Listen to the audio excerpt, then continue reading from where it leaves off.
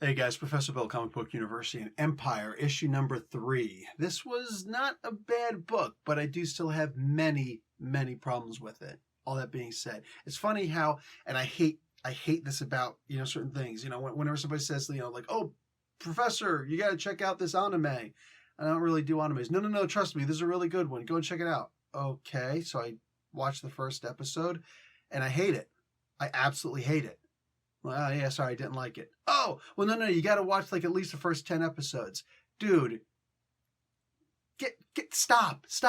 Don't do that nonsense to me. If they can't sell me on the first issue, I don't want to hear about the other ones, all right?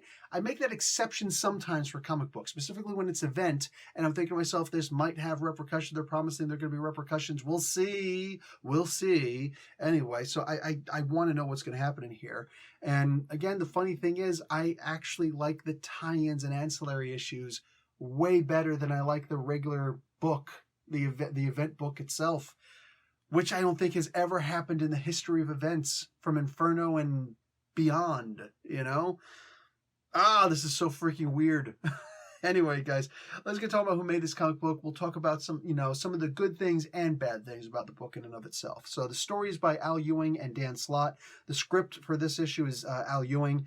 The artist is Valerio Scheide, and the color artist is Marte Gracia. The letters are by VC's Joe Caramagna, and the cover is by Jim Chung and Guru FX. The variant covers are, I'm not getting into that. There's a lot of freaking variant covers here. But Carlos Lau does the graphic design. Okay. So, just spoiler, I guess, not really, whatever, right off the top. And it turns out that that Mantis is actually the person that was in the ship previously and then starts coming over. We knew that she was going to be in the book. I talked about this in the previous issue. We knew that she was going to be in the book. She, of course, had to be in the book. One, she was on the cover of this issue. We already saw that. More than that, it's Mantis. It's the Celestial Madonna. She's the mother of Koi, the Celestial Messiah, right? The main character, for the main bad guy in this. As we understand right now, he's the main bad guy. So, hey, you figure Mantis is going to be in this book. I think it would have been better to have just killed her as opposed to, because I don't see any purpose for her right now actually being in here. For the most part, she didn't know what was going on in the first place. Like, did she not know what was happening? Like the priest department, she's been in here, like she's been a part of the collective, and she didn't know that the purpose of all this stuff was. It's just silly. Plus, the idea that they're going to bring her in is like, oh my God, it's Mantis. No, but I don't think there's anybody who's like, oh my God, it's Mantis, unless you haven't been reading comic books lately, because she's just been in the most recent, not the current, but maybe in the current, but anyway, definitely in the most recent, prior Guardians of the Galaxy story, right? She's been all over the place. She's been everywhere in comics as of late. So I don't see the big deal with, like, oh my God, Mantis is here. Oh, things are about to get real. Do you know who Mantis is? Mother effer, do you? Do you? Like, she's been around and she hasn't done anything. And I know what she's capable of from back in the day when she beat up Thor in her first appearances and all that stuff. I get it. But I also get that they're doing cheap tactics to make things work. Who is the mystery person who showed up in the first, page in the previous issue? That wasn't Mantis. Oh yeah, I know. According to the comic book, it was. But I'm sorry, no, that was not Mantis, because you don't resort to cheap tricks. I said this, and now I'm going to emphasize it. They apparently don't know, or they used a cheap trick to say that this was actually Mantis, because she said you or I or whatever the hell she said in there. She used actual proper pronouns as opposed to saying this one. She said I at some point, I believe. She said I. I'm sorry, you couldn't have found something for her to say besides I? Because now you tried to trick us in this. And it's like, we don't know who it is, but what was the point of that? What was the point of that? Like, what simp is going to sit there and freak out and go like, holy crap, it was actually Mantis. That's amazing. They did that. No, it's not. One, she's been in the comics for a while. Two, she said I as opposed to this one. So you purposely misled us. You disguised her and all that stuff for absolutely no reason. There was and she didn't do anything in this issue. So please explain to me why that was such a big deal. It's silly. It's a cheap, goofy freaking tactic to be like, oh look, Everybody knew that she was going to have to show up at some point or another. Honestly, I think if you want to do something amazing, have it so that, she doesn't... Everybody's wondering, where's Mantis? She can figure all this stuff out. She can fix this stuff, but it turns out that Koi killed her. You can always bring her back. She's plant-based. Plants regrow back. They grow back all the time. You ever seen a weed? Jesus, you can't get rid of them. But the point is, what I'm saying, like and she's got her astral form where she can always just create a new body if she wanted to. That's not at all far-fetched because she's already got the ability to appear in different places. Anyway, this was, I think that the whole Mantis thing, complete and total baloney waste of time. Because I don't think anybody not a single person who's been, if you haven't been reading comic books and you just jumped on this Empyre event, you haven't read comic books for the past 5 years. Okay, I get it. And you might be like, holy crap, they pulled in Mantis. I get it. But you're also probably pissed off that they said right? That cheap trick. But if you've been reading a bunch of different comic books, this isn't a big deal that Mantis showed up, and she didn't do anything in this issue. I do, however, like what they did with Tony Stark. He's really pissed off at himself. He's, insulting his own intelligence and whatnot. There's the thing that Reed Richards is like, Johnny Storm is actually a lot smarter than he gives himself credit for. Yeah, but he's not a Tony Stark, so let's also look at it that way. I mean, we could argue that, right? He's nowhere near Tony Stark's level. That being said, whatever, Tony Stark could use a little bit of self-reflection and being introspective to the point of actually belittling himself. He could use that once in a while, right? And this does fit with his character very, very well because it's always about him. If something can't be fixed, it's his fault. You know what I'm saying? This is not a Spider-Man kind of thing. It's more like, I'm smarter than everybody. I'm even smarter than Reed Richards, so I should be able to figure all these things out. Well, you're not smarter than Reed Richards.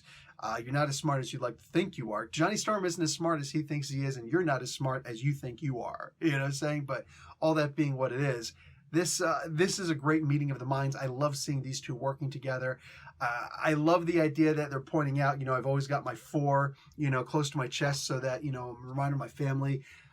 If I'm going to complain about one little article of art in here, it's that here's Mr. Fantastic and somebody superimposed a 4 over top of him that does not look like it's part of his costume. It's not facing the same direction. It should be turned a little bit. It's a little argument, but literally, like, that's how petty I would have to get in order to complain about the art in this book. I really liked it. I like the shading. I like the 5 o'clock shadow. It's actually more like an 8 o'clock shadow that he's gotten there. I thought that it's funny, I like the art a lot better than the writing. This stuff in here, the Imbabe. Oh, I love that they're doing it in here. Or I love that they're doing that. They're bringing the movie stuff to here. At the same time, they're doing it in a really cheesy way. Also, that was a really good movie transition. I actually just realized it. Focus on the 4. Oh, let's focus on the 4. But this is actually the Thing's belt that you're looking at. But all that being said, I like how they do that. If this were a movie, that would have been or a TV series, whatever, that would have been the perfect segue into. So I really like that. And I just now noticed that. So, wow, really good there. But the whole Zimbabwe, it's like, in Hosa, and apparently there's supposed to be there. Yeah, I can't do that. I'm going to sound all sorts of weird trying that. But anyway, in Hosa, English pronunciation, anglicized pronunciation, Zimbabwe means hold. In here, like, it means hold on or hold fast, hold steady. No, it doesn't. It just means hold. It just means hold. I guess you could assume that it means, or that you can shorten it, but this is what happens when you think to yourself, hey, let's see what that actually means, instead of calling up Christopher Priest and be like, hey, what's going on? Or, because there would be a nice thanks in here to Mr. Priest if that was the case. Or maybe they did and Priest didn't know. I don't know. Does he actually speak Hosa? I don't know. But what I do know is that it's actually a longer thing for it. Also, Bamalama. Bamala, I think is the way. I actually did research. I actually did look it up. I just didn't write the stuff down.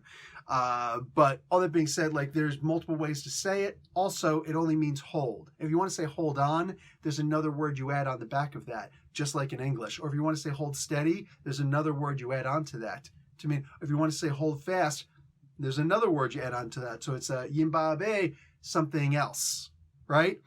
Zimbabwe, as it stands, is just hold. That's what happens when you look past the first article, the first entry, God forbid, the first page of Google.